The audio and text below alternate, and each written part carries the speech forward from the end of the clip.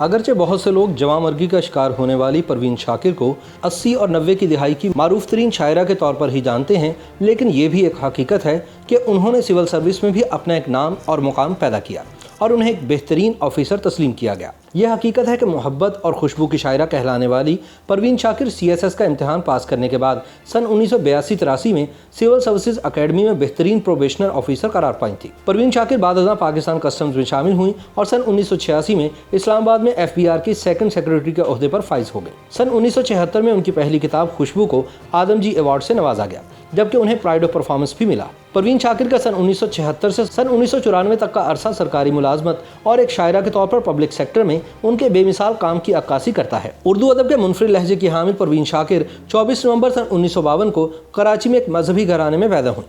ان کے والد کا نام سید شاکر حسین تھا اور ان کے خاندان میں کئی نامور شعراء اور ادبا پیدا ہوئے، جن میں بہار حسین آبادی قابل ذکر ہیں۔ پروین شاکر کے نانا حسن عسکری اچھا ادبی ذوق رکھتے تھے۔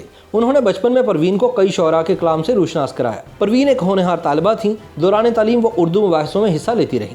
اس کے ساتھ ساتھ وہ ریڈیو پاکستان کے مختلف علمی اور ادبی پروگراموں میں بھی شرکت کیا کرتی تھیں۔ انہوں نے انگریزی ادب اور زباندانی میں گریجویشن کیا اور بعد میں انہی مضامین میں جامعہ کراچی سے MA کی ڈگری حاصل کی۔ سرکاری ملازمت شروع کرنے سے پہلے 9 برس تک شعبہ تدریس سے منسلک رہیں اور سن 1986 میں کسٹم ڈپارٹمنٹ CBR اسلام آباد میں سیکنڈ سیکرٹری کے طور پر اپنی خدمات انجام دینے لگیں۔ سن 1990 میں امریکہ کے ٹرینٹی کالج سے تعلیم حاصل کی اور سن 1991 میں ہارورڈ یونیورسٹی سے پبلک ایڈمنسٹریشن میں ماسٹرز کی ڈگری حاصل کی۔ پروین شاکر کی شادی ڈاکٹر نصیر علی سے ہوئی، جن سے انہوں نے بعد میں طلاق لے لی۔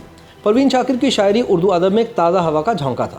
ان کی منفرد شاعری کا موضوع عورت اور محبت ہے۔ ان کے مجموعہ کلام میں خوشبو، صد برگ، خود کلامی، انکار اور ماہ تمام قابل ذکر ہیں۔ پروین شاکر کو اردو کی منفرد لہجے کی شاعرہ ہونے کی وجہ سے بہت ہی کم عرصے میں وہ شہرت حاصل ہوئی جو بہت کم لوگوں کو ملتی ہے۔ پروین نے ابھی شاعری کے میدان میں بہت آگے جانا تھا، لیکن 26 دسمبر سن 1994 کو ٹریفک ایک حادثے میں اسلام آباد میں محض 42 سال کی عمر میں وہ خالق حقیقی سے جا ملی اور اسلام آباد ہی کے مرکزی قبرستان میں آسودہ خاک ہوئی۔ اگرچہ پروین شاکر کو گزرے کئی برس بیت گئے، لیکن اپنے خوبصورت اشعار کے ذریعے وہ ہمیشہ مہکتی رہیں گی۔ YouTube پر گوگلی نیوز دیکھنے کے لیے youtube.com کی سرچ بار میں گوگلی نیوز TV ٹائپ کریں۔ گوگلی نیوز کے پیج پر سرخ رنگ کے سبسکرپشن والے بٹن پر کلک کرنا نہ بھولیے۔ YouTube پیج پر اپلوڈ ہونے والی ویڈیوز سے باخبر رہنے کے لیے بیل آئیکن پر کلک کیجیے۔ آپ کو ہر نئی ویڈیو کے بارے میں نوٹیفیکیشن موصول ہو جائے گا۔